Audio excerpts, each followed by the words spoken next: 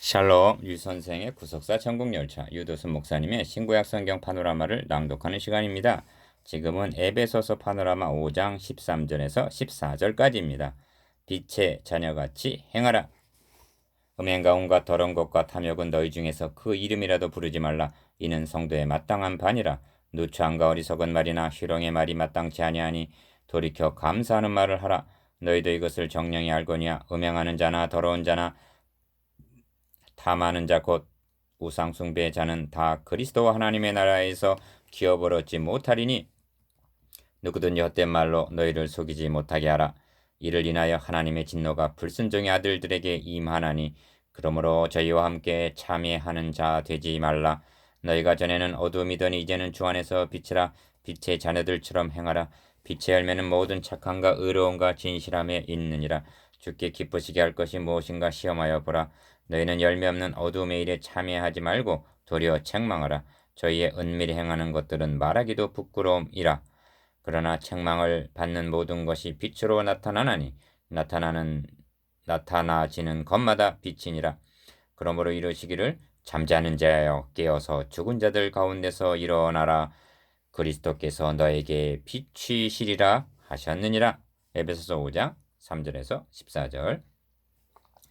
교회 순결을 지키는 두 번째 요점은 빛의 자녀같이 행하라고 말씀합니다.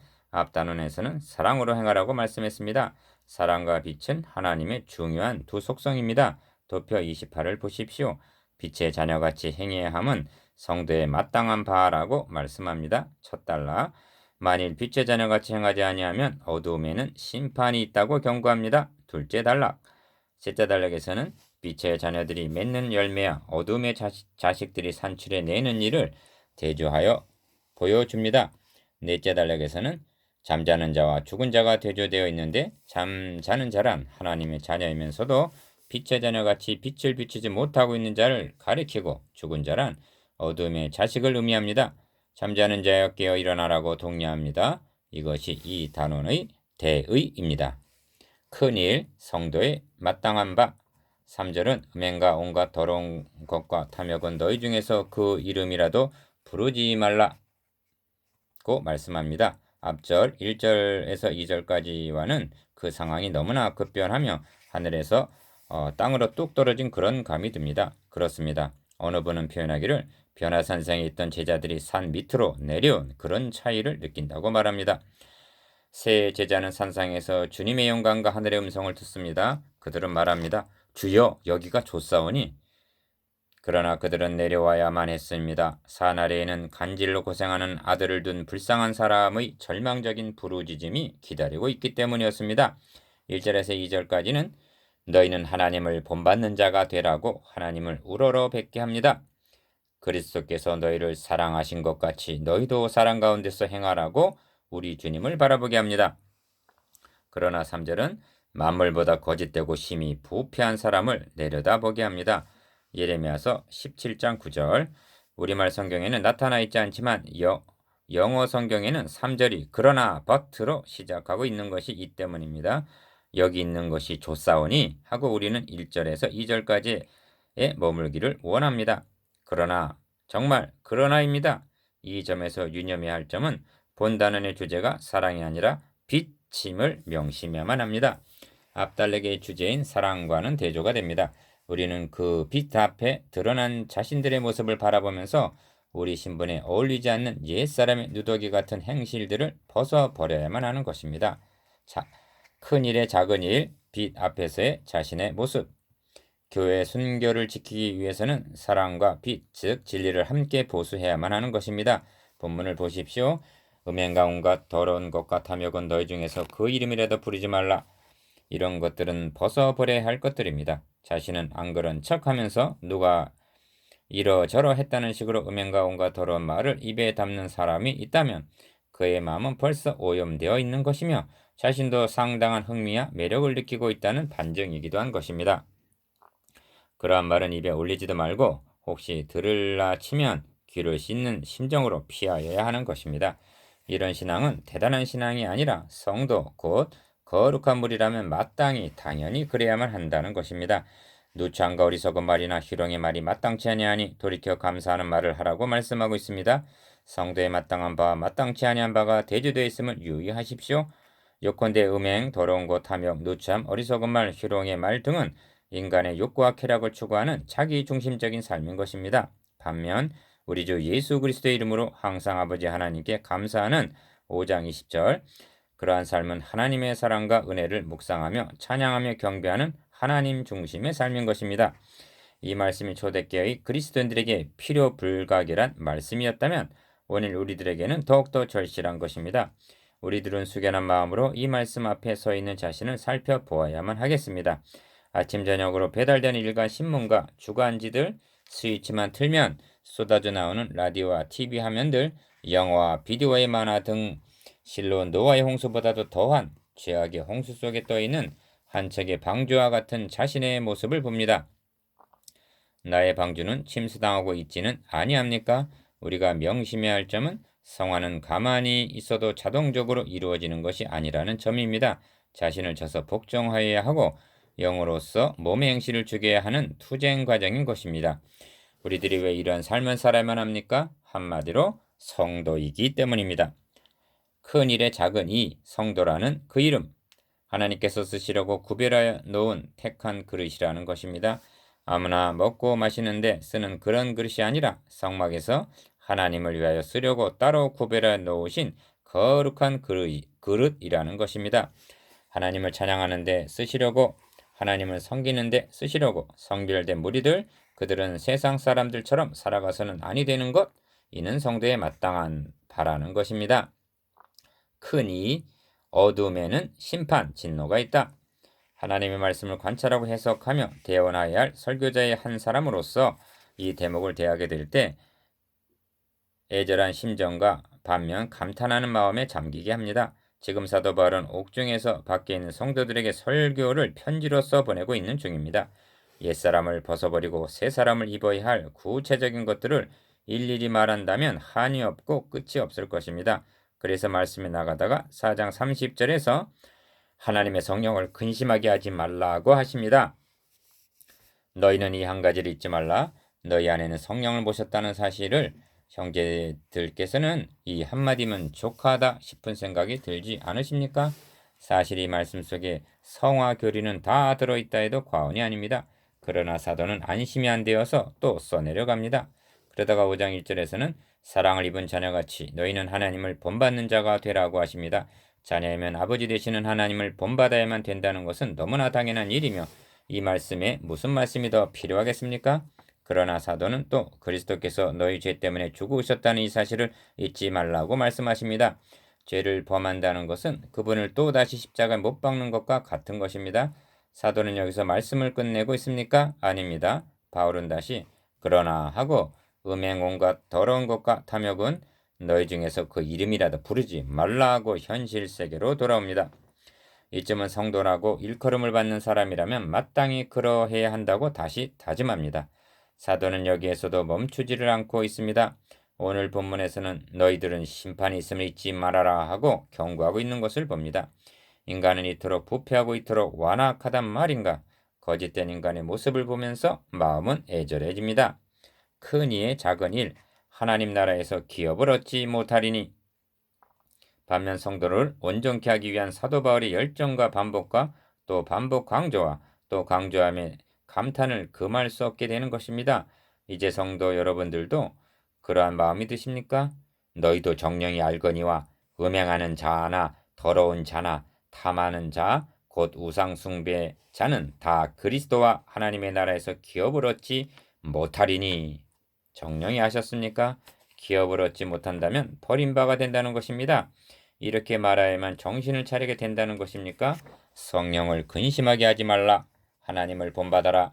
너희 죄 때문에 그리스도께서 죽으셨음을 잊지 말아라 하는 말씀만으로는 강도가 미약하다는 말입니까? 너희는 최후의 심판, 곧 천당과 지옥이 있음을 명심하라. 사도는 어떤 심정으로 이렇게 말씀하고 있을까요? 더구나 1장 13절에서 14절까지 해서 성령께서 우리가 받게 될 기업에 보증이 되사 인을 쳐 주셨다고 말씀한 바 있습니다. 성령께서 보증하고 인쳐 주셨다면 안심이지 그런데 지금은 기업을 얻지 못하리니 누구든지 헛된 말로 너희를 속이지 못하게 하라고 경고하고 있습니다. 왜 이렇게 말씀하고 있습니까? 먼저 생각할 것은 인생이란 얼마나 간사하고 편파적이고 요동하는 바다 물결 같은지요. 이렇게 말한다면 이리로 확 쏠리고 저렇게 말하면 저리로 확 쏠립니다. 균형 잡히고 조화를 이룬 그리스도인을 양육한다는 것이 어찌 그리 어려운지요. 1장에서 성령께서 기업의 보증이 되신다고 말씀하니 아무렇게 하여도 괜찮다는 식으로 무율법주의자로 행동하는 무리들이 생겨났습니다. 그래서 본문에서는 균형과 조화를 이루어 주는 것입니다. 이를 인하여 하나님의 진노가 불순종의 아들들에게 임한다고 경고하십니다. 그렇다면 어떻게 조화를 이룹니까? 본문 말씀은 어떤 사람이 어쩌다 한두 번 그런 실수를 범하였다고 그는 진노하에 놓이게 된다는 뜻이 아닙니다. 주여 주여 하면서 그 사람의 생각과 행실과 됨됨이 여전히 악한 데 쏠려 있으며 그런 경향이 있다면 그는 자신을 점검해 보아야 하며 처음으로 돌아가서 회개하는 것부터 다시 시작해야 한다는 것입니다. 그렇다면 어떻게 행하여야 합니까? 오직 하나 저희와 함께 참여하는 자 되지 말라고 말씀합니다. 7절 그들이 하는 일에 동참하지 말라. 그것을 떠나라. 소돔에서 롯처럼 도망쳐 나오라는 말씀입니다. 큰 삶, 빛의 열매야 어둠의 일. 본단락에서는 대조점을 주목해 보아야만 합니다. 첫째는 너희가 전에는 어둠이더니 이제는 주 안에서 빛이라 하신 전에는과 이제는의 구분입니다. 너희가 전에는 이러이러했었다. 그러나 이제는 더 이상 그와 같아서는 아니 된다는 말씀입니다. 큰 삶의 작은 일, 전에는 뭐뭐뭐뭐, 이제는 뭐뭐뭐. 전에는과 이제는의 차이는 너의 이름을 더 이상 야곱이라 하지 말고 이제부터는 이스라엘이라 하신 만큼이나 중요한 의미를 갖는 것입니다. 우리는 이와 같은 구분을 여러 번 대한 바 있습니다. 2장 12절에서 그때 너희는 그리스도밖에 있었고 소망도 없고 하나님도 없는 자였다. 그러나 이제는 전에 멀리 있던 너희가 그리스도의 피로 가까워졌느니라고 그들의 변화된 상태를 상기시킨 다음에 19절에서는 그러므로 이제부터 너희가 외인도 아니요 손님도 아니요 오직 성도들과 동일한 시민이요 하나님의 가족들이라고 그들이 바꾸어진 신분을 강조합니다. 4장 14절에서는 이제부터는 어린아이가 되지 아니하여 합니다. 또 17절에서는 이제부터는 이방인 같이 행동해서는 아니 된다고 말씀합니다. 전에는과 이제는의 구분을 상기한다는 것이 얼마나 중요한가를 알 수가 없습니다. 여러분에게 있어서는 전에는과 이제는의 구분이 분명합니까? 두 번째는 어두움과 빛의 대조입니다. 어두움과 빛은 같이 할래야 같이 할 수가 없습니다. 그것은 영원한 반대입니다. 빛과 어두움이 어찌 사귈 수가 있느냐 말씀하고 있습니다. 고린도서 6장 14절 너희를 어두운 데서 불러내어 그의 기이한 빛에 들어가게 하셨다고 말씀합니다. 베드로전서 2장 9절 큰 삶의 작은 이 어둠과 빛 너희가 전에는 어둠이더니 이제는 주 안에서 빛이라 하고 말씀합니다. 주목해야 할 점은 너희는 빛 안에 있다고 말씀하고 있지 않다는 점입니다. 물론 그러한 뜻도 있습니다만 이 대목에서는 그보다 더 강조적입니다. 너희 자신이 빛이라는 것입니다. 어둠에서 빛으로 바뀌어진 것은 환경적인 조건이 아니라 그들 자신이라는 것입니다. 전에는 그들 속에 어둠이 자리 잡고 있었으나 이제는 빛이 가득 차 있다는 것입니다. 그리고 이와 같이 변화된 것은 빛 대신 주 안에 거하며 빛 대신 주님이 내주하시기 때문에 가능하게 되었다고 말씀합니다. 그래서 그냥 빛이 아니라 주 안에서 빛이라 합니다. 성도들인 너희는 이제 이러한 존재들이라는 것입니다. 크고 작은 차이는 있을지라도 밤 하늘의 별들은 빛나고 있는 것입니다. 한 명의 그리스도인이 더 태어난다는 것은 제 아무리 작을지라도 빛을 발하는 빛의 자녀가 증가되는 것이요 상대적으로 어둠은 그만큼은 더 거치게 되는 것입니다. 사도는 그리스도인과 비그리스도인을 대조해 보여주고 있는 것입니다. 그 차이는 무엇입니까? 어디에 있습니까? 근원적으로는 누구든지 그리스도의 영이 없으면 그리스도의 사람이 아닌 것입니다. 거듭난 사람이든지 거듭나지 못한 사람이든지 둘 중에 하나입니다. 절반은 그리스도인이고 절반은 아직 아닌 그런 사람은 없습니다. 왜 이 점을 이토록 강조하느냐 하면 오늘날 교회를 바라볼 때 이 점이 그토록 심각하게 다루어지고 있지 않다는 마음 아픈 심정에서입니다. 지금은 같이 어울려 지낸다 해도 양은 오른편에 염소는 왼편 빛으로 구별하여 놓으실 때가 온다는 것을 생각할 때 6절의 경고처럼 약무리를 헛된 말로 속이지는 말아야겠다고 반성하게 됩니다. 그렇다면 자신이 빛의 자녀인지 무엇으로 알 수가 있을까요? 그것은 열매로 한다고 9절은 말씀합니다. 그러므로 세 번째 대조점은 빛의 열매와 9절 어두움의 일입니다. 11절 작은 삶 열매와 일 태양이 온늘에 두루 비치면 오곡백과가 무르익듯이 빛의 자녀들에게는 열매가 맺히게 된다고 말씀합니다. 로마서 7장 4절에 보면 율법이라는 남편을 섬기던 옛사람이 죽고 새로 태어나 다르니 곧 죽은 자 가운데서 살아나신 예수 그리스도와 연합하여 우리로 하나님을 위하여 열매를 맺게 하려 하심이라고 말씀합니다. 하나님이 기대하시는 바는 열매입니다. 빛의 열매는 모든 착함과 의로움과 진실함에 있느니라 하십니다. 그러나 어둠에 속한 사람들에게는 열매가 없습니다. 그들에게는 일이 있을 뿐입니다. 너희는 열매 없는 어두움의 일에 참여하지 말라고 명하십니다. 좀 더 설명할 필요가 있습니다. 어두움에도 어떤 성과를 산출해낼 수 있다고 인정하고 있습니다. 무엇인가 이룹니까? 무엇인가 이룹니다. 건설을 하고 그에 따른 결과가 있습니다. 어둠에 속한 사람들에게도 바벨탑을 쌓아 올라가듯 일이 있다는 것입니다. 그것이 현대 문명일 수도 있습니다. 그러나 그것은 일일 뿐입니다. 열매는 아닙니다. 9절에 빛의 열매와 11절의 어둠의 일 사이에는 10절이 있어서 이를 분별할 수 있게 해줍니다. 주께 기쁘시게 할 것이 무엇인가 시험하여 보라가 그것입니다. 주님을 기쁘시게 해드리기 위한 동기에서 나오는 것들은 열매로 나타납니다. 그렇지 아니한 것은 도덕적으로 선하며 사회적으로 유익하고 인류를 위해 무슨 공헌을 했다 해도 그것은 일에 불과합니다. 왜 그렇습니까? 창조주 하나님의 사시고 참되신 주권을 인정하지도 아니하며 영광을 돌리지도 않고 예수 그리스도가 나의 주가 되심을 영접하지도 않고 행해지는 일들이 어떻게 하늘나라 창고에 쌓여질 열매로 받아들여지겠습니까? 믿음이 없이는 하나님을 기쁘시게 할 수 없습니다. 로마서 8장 7절 이하를 보십시오. 육신의 생각은 하나님과 원수가 되나니 이는 하나님의 법에 굴복치 아니할 뿐 아니라 할 수도 없음이라. 육신에 있는 자들은 하나님을 기쁘시게 할 수 없느니라고 단언합니다. 기쁘시게 하기는커녕 원수가 되어 대항하고 있다는 것입니다. 그들이 이룩한 일들이 소돔이나 고모라처럼 제 아무리 찬란하다 해도 결국은 불타고 말 것입니다.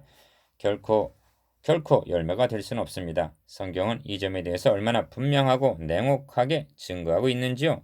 갈라디아서 5장 19절 이하에서도 같은 논술을 대하게 됩니다. 19절에서는 육체의 일은 현저하니 하고 육체의 일들의 목록이 나옵니다. 그러나 22절에서는 오직 성령의 열매는 합니다. 여기서도 일과 열매가 대조됩니다. 열매로 인정될 수 없는 일들은 반드시 교회 밖에서만 빚어지고 있다고 말할 수는 없습니다.